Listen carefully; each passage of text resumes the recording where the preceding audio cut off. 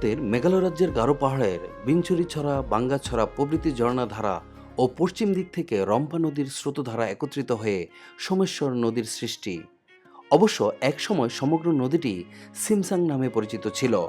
686 বঙ্গাব্দে মাঘ মাসে সোমেশ্বর পাঠক নামে এক সিদ্ধ পুরুষ উত্তরাঞ্চল দখল করে নেওয়ার পর থেকে নদীটি সোমেশ্বর নামে পরিচিতি পায়। বর্ষা সিজনে কিভাবে পার করে কিভাবে?